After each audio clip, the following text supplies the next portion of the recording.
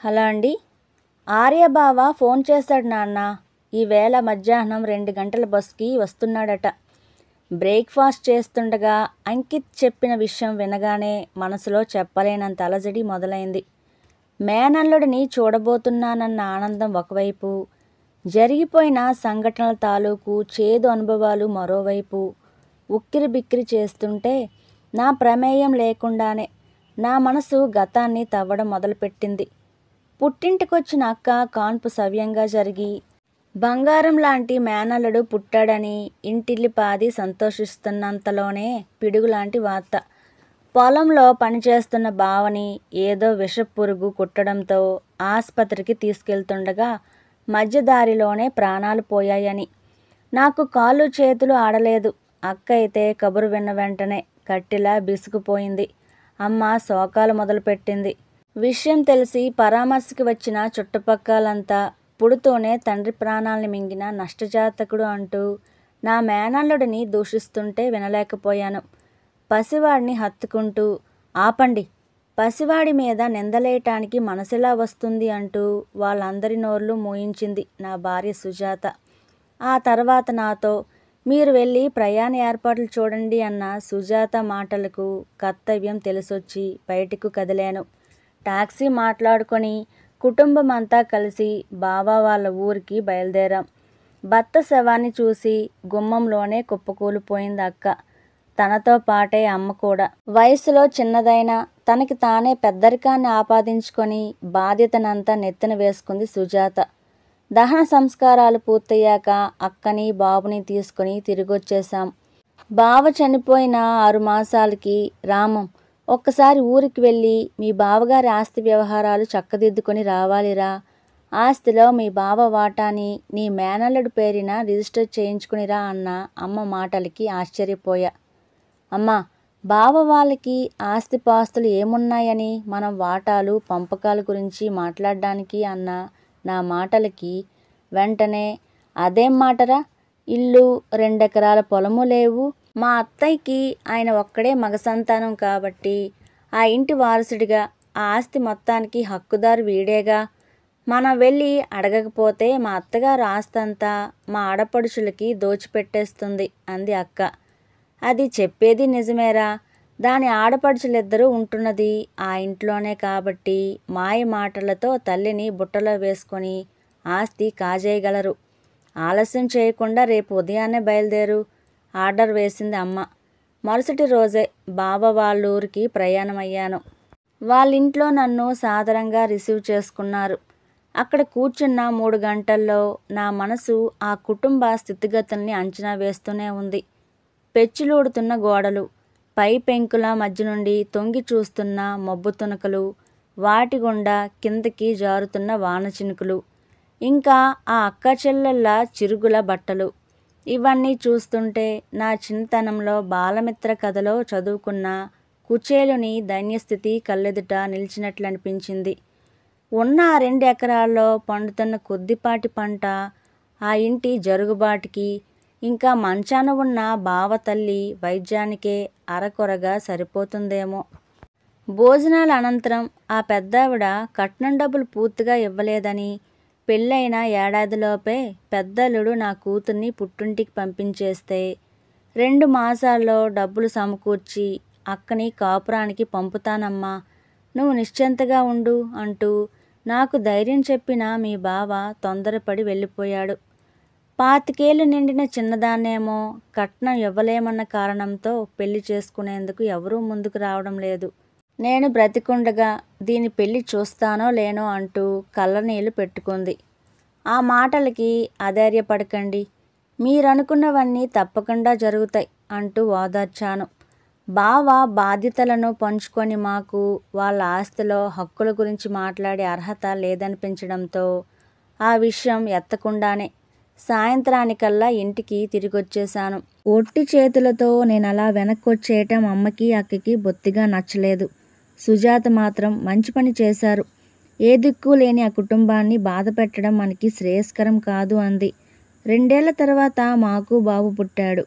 అంతదాకా బాబు అని పిలుస్తున్న నా మేనల్లుడికి ఆర్య అని, నా కొడుక్కి అంకిత్ అని నామకరణం చేసి ఇద్దరిని రెండు కళ్ళల్లా చూసుకోసాగాం. వారిద్దరూ బావామరుదులే అయినప్పటికీ రామలక్ష్మణుల్లా ఉండేవారు. పిల్లలు పెరుగుతున్న కొద్దీ నా ఒక్కడి జీతంతో ఇల్లు గడవడం కష్టమవుతుండటంతో కుట్టు పనులు చేస్తూ చిన్న క్లాస్ పిల్లలకి ట్యూషన్లు చెప్తూ చేదోడు వాదోడుగా నిలిచింది సుజాత. ఆర్య 10వ తరగతి ఫస్ట్ క్లాస్లో పాస్ అయ్యాడు. ఇంటర్లో కామర్స్ తీసుకుంటానన్న రోజున అక్కయ్య లెక్కల సబ్జెక్ట్ తీసుకుని ఇంజనీరింగ్ చేస్తే లక్షల్లో సంపాదన ఉంటుంది, జీవితంలో త్వరగా పైమెట్లు ఎక్కొచ్చు అంటూ వాడిపై ఒత్తిడి పెట్టింది. పిల్లలకి ఆసక్తి లేని చదువుల్ని వాళ్ళపై రుద్దటం మంచిది కాదు అక్కయ్య. వాడికిష్టమైన కామర్స్ చదివి ఆ పైన బ్యాంక్ పరీక్షలు రాసి పెద్ద ఉద్యోగంలో స్థిరపడతాడులెద్దు అంటూ నచ్చచెప్పి వాడిని కామర్స్ గ్రూప్లో చేర్పించాను. ఆ తర్వాత 2 ఏళ్లకి అంకిత్ 10వ తరగతి పూర్తయింది. నాకు విజయవాడ దగ్గర ఓ చిన్న పల్లెటూరులోని బడికి బదిలీ అయింది. పిల్లల చదువులు వాళ్ళ భవిష్యత్తు దృష్ట్యా కుటుంబాన్ని విజయవాడలోనే పెట్టి నేనొక్కడినే వెళ్ళాను. ఆర్యని డిగ్రీ కాలేజీతో పాటు బ్యాంక్ పరీక్షల కోచింగ్ సెంటర్లోనూ చేర్చాను. అలాగే అంకిత్ని వాడి ఇష్ట ప్రకారం ఇంటర్ సైన్స్ గ్రూప్లో చేర్పించి ఎంసెట్ కోచింగ్లో పెట్టాను. 1.5 ఏళ్ల కాలం ఏ సమస్యలు లేకుండా గడిచిపోయింది. ఆ తర్వాత నేను తిరిగి విజయవాడకి బదిలీ చేయించుకునే ప్రయత్నాల్లో ఉండగా హఠాత్తుగా గుండెపోటుతో అమ్మ చనిపోవటం అందరికీ పెద్ద షాక్. దానికి మించిన దుర్వార్తని మరో 6 నెలల్లో వినాల్సి వస్తుందని ఏమాత్రం ఊహించలేదు. ఆ దుర్దినాన అల్మారా అంతా కింద మీద చేస్తున్న నన్ను చూసి దేనికోసమండి అంతలా వెతుకుతున్నారు అడిగింది సుజాత. అంకిత్ ఇంజనీరింగ్ అడ్మిషన్ ఫీజుకి డబ్బులు తక్కువ పడుతున్నాయి. అవసరాలకెప్పుడు ఆదుకునే షావుకారు ఈ మారు పెద్ద మొత్తంలో వ్యవహారం కాబట్టి హామీ కింద ఇంటి దస్తావేజులు కావాలంటున్నాడు. వాటి కోసం వెతుకుతున్నాను అన్నాను. ఆ మధ్య ఎప్పుడు అత్తగారు వదినగారు ఆ పత్రాల్ని తీసుకున్నారండి. మళ్ళీ ఇక్కడ పెట్టారో లేదో ఉండండి, వదిన గారిని అడుగుతాను అని సుజాత అంటుండగానే అక్కడికి వచ్చిన అక్కయ్య ఏమిటిరా ఎన్నడూ లేనిది దేని గురించో ఒకటే హైరాణ పడుతున్నారు అడిగింది. ఇంటి పత్రాల కోసం అక్కయ్య అని చెబుతుండగానే అవి నా పెట్టెలో భద్రంగా ఉన్నాయిలే గాని వాటితో నీకేం పనిరా ఇప్పుడు? అక్కయ్య మాటలకి నా ప్రాణం లేచొచ్చింది. హమ్మయ్య, ఇంటి దస్తావేజులు ఎక్కడికి పోలేదన్నమాట. అవి కనబడపోయేసరికి కంగారేసిందక్క. నీ మేనల్లుడి ఇంజనీరింగ్ అడ్మిషన్ ఫీజు కోసం ఇంటిని షావుకారు వద్ద తాకట్టు పెట్టక తప్పడం లేదక్క అన్నాను. నా మాటలకి అక్కయ్య కళ్ళల్లో తారసలాడిన కలవరపాటు నన్ను ఆశ్చర్యానికి గురిచేసింది. ఆ పైన కొద్దిసేపు అక్కయ్య ఏమీ మాట్లాడలేకపోవడంతో నాలో ఆందోళన పెరిగింది. ఆ తర్వాత మెల్లిగా అది కాదురా తమ్ముడు, అమ్మ చనిపోయే కొద్ది మాసాల ముందు ఈ ఇంటిని మీ మేనల్లుడి పేరిట రాసింది. తండ్రి లేని పిల్లవాడికి ఏ క్షణాన ఏ అవసరం వస్తుందోనన్న జాగ్రత్తతో అమ్మ అలా చేసిందిరా అన్న అక్కయ్య మాటలకి నేను సుజాత దిగ్భ్రాంతి చెందాం. అమ్మ అలా చేసిందా? ముందుగా నాతో ఒక్క మాటైనా చెప్పకుండా అన్న నా మాట పూర్తి కాకుండానే ఏమోరా అవన్నీ నాకు తెలియదు అనేసి అక్కయ్య వడివడిగా తన గదిలోనికి వెళ్ళిపోతుంటే నేను సుజాత చేష్టలుడిగిపోయాం. ఇద్దరి మనసుల్లోనూ అగ్నిపర్వతాలు బద్దలవసాగాయి. నా మేనల్లుడిని నా కొడుకుతో సమానంగానే కదా చూశాను. వాడికి తండ్రి లేని లోటు రానిచ్చానా? నేను గాని సుజాత గాని ఎన్నడైనా అక్కని ఆర్యని పరాయి వాళ్ళుగా చూసామా? నా జీవితం అంతా ఈ కుటుంబం కోసం పిల్లల చదువుల కోసమే కదా వెచ్చించాను.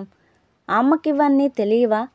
పోనీ అమ్మకు ఆలోచన లేకపోయింది అనుకున్నా అక్కైనా అమ్మని వారించి ఉండాల్సింది కదా. సర్లే, జరిగిందేదో జరిగిందనుకుని సర్ది చెప్పుకుందామనుకున్నా. కనీసం ఇప్పుడైనా ఇంటి పత్రాల్ని తెచ్చిచ్చి ఇల్లు ఎవరి పేరున ఉంటే ఏమిట్రా, వెళ్ళి కుదువ పెట్టి డబ్బులు తీసుకునిరా అని అనాలి కదా అక్కయ్య. మరిదేమిటి అలా వెళ్ళిపోతుంది? మనసంతా భారమవగా నిస్సత్తువుగా మంచంపై కూర్చుండిపోయాను. నాకే ఇంత బాధగా ఉంటే మెట్టినింట్లో అందరూ నా వాళ్ళే అనుకుంటూ నిస్వార్థంగా అందరితో కలిసిపోయిన సుజాతకు ఇంకెంత బాధగా ఉందో. ఆ ఆలోచనతో గబాలన తలెత్తగా కళ్ళ నీళ్లతో కనిపించిన సుజాతను చూసి చలించిపోయాను. లేచి తన భుజం చుట్టూ చేతులు వేసి మంచంపై కూర్చోపెట్టాను. బెంగ పెట్టుకోవద్దు సుజా, నా పీఎఫ్లో కొంత డబ్బుంది. అలాగే నా స్నేహితుడు మూర్తిని అడిగితే తప్పకుండా సాయం చేస్తాడు. నువ్వేం దిగులు పెట్టుకోకు అంటూ భరోసా ఇచ్చాను. నా మాటలు వింటూనే సుజాత బోరున ఏడ్చేసింది. ఏ పరిస్థితుల్లో అయినా చలించకుండా దృఢంగా ఉండే సుజాత అలా ఏడుస్తుంటే మరింత దగ్గరికి పొదువుకోవడం తప్ప ఏమీ చేయలేకపోయాను. దుఃఖభారం ఉపశమించేదాకా తనని అలాగే ఏడవనిచ్చాను. కొంతసేపటికి తేరుకున్న సుజాత, నేను బాధపడుతున్నది మనవాడి చదువు గురించి కాదండి, అదేమంత పెద్ద విషయమని. నా నగలను కుదువ పెట్టినా లేదా వాటిని అమ్మేసినా అవసరం జరిగిపోతుంది. కానీ ఇన్నేళ్లుగా మనతోనే మసులుతున్న సొంత మనుషుల మనసుల్లో ఎటువంటి ఆలోచనలున్నాయో తెలుసుకోలేకపోయానే అని బాధేస్తుంది. మన అనుకున్న వాళ్ళే ఇంతలా మోసం చేయటాన్ని తట్టుకోలేకపోతున్నానండి. మనది కాని ఇంట్లో ఉండేందుకు నాకెంత మాత్రం మనస్కరించడం లేదు. మీతో పాటు వచ్చేస్తానండి అంది దీనంగా. అలాగే సుజా, ఇంజనీరింగ్ అడ్మిషన్ పూర్తి చేసి వాడిని హాస్టల్లో చేర్పించిన తర్వాత మనిద్దరం కలిసి ఊరు వెళ్ళిపోదాం. కాకపోతే నాదొక విన్నపం. ఈ విషయాలను పిల్లల చెవిన వేసి నిష్కల్మషమైన వారి మనసుల్ని పాడు చేయవద్దు. దీన్ని ఇక్కడితోనే మర్చిపోదామన్నాను తన 2 చేతులు పట్టుకొని. సరే అన్నట్లుగా తలూపింది సుజాత. ఆ తర్వాత అక్కకి నాకు మధ్య మాటలు రాకపోకలు ఆగిపోయాయి. పిల్లలు మాత్రం ఎప్పటిలాగే ఫోనుల్లో మాట్లాడుకుంటున్నారు. మళ్ళీ ఇన్నాళ్ళకి ఈ ఇంట్లో అడుగు పెట్టబోతున్న ఆర్యని చూసేందుకు నా మనసు ఉవ్విళ్ళూరుతోంది. మామయ్య అంటూ పాదాలను తాకిన ఆర్య కరస్పర్శకి ఆలోచన నుండి బయటకొచ్చి వాడిని ఆప్యాయంగా దగ్గరకు తీసుకున్నాను. ఇన్నాళ్ళకి ఈ మామయ్యని చూడాలనిపించిందట్రా అన్నాను కళ్ళు చెమగిలుతుండగా. అదే మాట మామయ్య, ఎన్నోసార్లు నీ దగ్గరికి పరిగెత్తుకుని వచ్చేయాలనిపించేది. కానీ ఉద్యోగం తెచ్చుకునేదాకా నీ దగ్గరికి రావద్దని నువ్వు షరతు విధించావని అమ్మ గట్టిగా చెప్పింది. అందుకే నీ మాట దాటకూడదని చెప్పి ఇంత దాకా ఆగాను. బ్యాంకులో ప్రొబేషనరీ ఆఫీసర్ పోస్ట్కి నేను సెలెక్ట్ అయినట్టుగా తెలియగానే ఆ మాట నీకు చెప్పాలని వచ్చేశాను మామయ్య. మరో నెలలో ట్రైనింగ్కి వెళ్ళాలి అంటూ నా నోట్లో మైసూర్ పాక్ కుక్కాడు ఆర్య. అదే ఊపులో వంటింట్లోనికి వెళ్ళి అత్తయ్య అంటూ సుజాతను 2 చేతులతో చుట్టేశాడు. వాడి పట్ల సుజాతది మాతృవాత్సల్యమే కాబట్టి జరిగినవన్నీ మర్చిపోయి వాడిని దగ్గరికి తీసుకుంది. ట్రైనింగ్ పూర్తయ్యాక పోస్టింగ్ విజయవాడలోనే ఇస్తారనుకుంటా. అప్పటికి మామయ్య కూడా విజయవాడకి బదిలీ అయిపోతే మళ్ళీ అందరం మునుపట్లాగే ఒకచోటే ఉండొచ్చు కదత్తయ్య. కల్లా కపటం లేని వాడి మాటలకు మా కడుపు నిండిపోయింది. ఆ వేళ భోజనంలో అన్నీ తనకిష్టమైన ఆదరువులే ఉండటం చూసి, అత్త, ఈ రుచి ఇంకెక్కడా దొరకదు అంటూ ఆవురావురమని ఆరగించాడు. ఆ తర్వాత అంకిత్తో కలిసి ఊరు చూసేందుకు వెళ్తూ, మామయ్య, ఇది మీకివ్వమని ఇచ్చింది అమ్మ అంటూ ఒక పెద్ద ప్లాస్టిక్ కవర్ని నా చేతిలో పెట్టాడు. నేను సుజాత ఆశ్చర్యంతో ముఖముఖాలు చూసుకున్నాం. తెరిచి చూస్తే అందులో సీల్ చేసిన పెద్ద ఎన్వలప్, ఒక ఉత్తరం కనిపించాయి. ముందుగా ఉత్తరం తెరిచి చదవడం మొదలుపెట్టాను. తమ్ముడు, ఎన్నడూ లేనిది అక్క నుండి ఉత్తరం ఏమిటా అని ఆశ్చర్యపోతున్నావు కదూ. నీ ఎదుట నిలబడి మాట్లాడేందుకు ముఖం చెల్లకే ఈ లేఖ. తండ్రి లేని ఆర్యకి భవిష్యత్తులో ఏదైనా లోటు జరుగుతుందేమోనన్న అర్థం లేని శంకతో, అంతకుమించిన ధనాశతో అమ్మని ప్రేరేపించి చేయకూడని తప్పే చేశాను. బావ చనిపోయిన నాటి నుండి నన్ను, మీ మేనల్లుడిని సొంత తల్లిదండ్రుల్లా ఆదరించిన నీకు సుజాతకు ఆజన్మాంతం రుణపడి ఉండవలసింది పోయి విశ్వాసహీనంగా ప్రవర్తించాను. ఈ పాపమే ఈనాడు నన్ను క్యాన్సర్ రూపంలో దహించేస్తుంది. క్యాన్సర్ అన్న మాట చదువుతూనే కొయ్యబారిపోయాను. అది చూసి సుజాత గబాల్న నా చేతిలోని ఉత్తరం లాక్కొని పైకి చదివింది. నమ్మకద్రోహం చేసిన నన్ను తోబుట్టువే కదా అని మంచి మనస్సుతో నన్ను క్షమించేసిన పైనున్న భగవంతుడు శిక్షించక మానడుగా. బ్లడ్ క్యాన్సర్తో నాకు ఆ భగవంతుడు సరైన శిక్షే విధించాడు. అందుకు బాధ లేదు. కానీ నీ మేనల్లుడిని ఒంటరిని చేసి వెళ్తున్నాననే దిగులు మాత్రం తొలిచేస్తుంది. ఇన్నాళ్ళు తండ్రి లేని లోటు తెలియకుండా పెంచిన నువ్వు సుజాత ఇకపై వాడికి తల్లి లేని లోటు తీరుస్తారని ఈ జీవితానికి మిగిలిన ఊరట. ఈ ఉత్తరంతో పాటున్న మరో కవర్లో నీ పేరిట మార్పించిన ఇంటి దస్తావేజులున్నాయి. ఈ చివరి క్షణాల్లోనైనా నా తప్పుని సరిదిద్దుకునే అవకాశాన్నిచ్చిన ఆ భగవంతునికి సదా కృతజ్ఞురాలిని. చిన్న కోరిక తమ్ముడు, నా చివరి రోజులని మీ సమక్షంలో సంతోషంగా గడపాలనుందిరా. నా తప్పుల్ని మన్నించి నన్ను ఆదరిస్తారన్న కొండంత నమ్మకంతో నీ మేనల్లుడి వెనకాలే మరో బస్సు పట్టుకొని బయలుదేరుతున్నాను. కానీ మీకు నా మొహాన్ని చూపించే ధైర్యం చాలక మన కులదైవమైన వేణుగోపాలస్వామి కోవెలకి వెళ్తున్నాను. మిమ్మల్ని చూడాలని, మీ నీడన చేరాలని మనసు ఆరాటపడుతుంది. నాకు క్షమాభిక్ష ప్రసాదిస్తారు కదూ. ఇట్లు మీ అక్క. ఉత్తరంలో చివరి అక్షరాలు వింటూనే ఒక్క ఉదుటున వేణుగోపాలస్వామి ఆలయం వైపు వెళ్ళాను. నాతో పాటే సుజాత కూడా. అక్కడ మా కోసం ఎదురు చూస్తూ ధ్వజస్తంభం వద్ద నిలబడ్డ అక్కను చూసి పోల్చుకోలేకపోయాను. చిక్కి శల్యమైంది. మాకు కన్నీళ్ళాగలేదు. మమ్మల్ని చూసి బోరుమని ఏడుస్తున్న అక్కయ్యను దగ్గరకు తీసుకున్నాం. మహాపరాధం చేశాను. ఫలితంగా ఇలా అర్ధాంతరంగా వెళ్ళిపోతున్నాను అంటున్న అక్కయ్య నోటికి తన చేతిని అడ్డుపెట్టింది సుజాత. మీకేం కాదు. సైన్సు చాలా అభివృద్ధి చెందింది. అన్ని జబ్బులను నయం చేయలేకపోయినా తీవ్రతను తగ్గించి ఆయుర్దాయాన్ని పొడిగించే మందులనైతే కనిపెడుతూనే ఉన్నారు. ధైర్యంగా ఉండండి.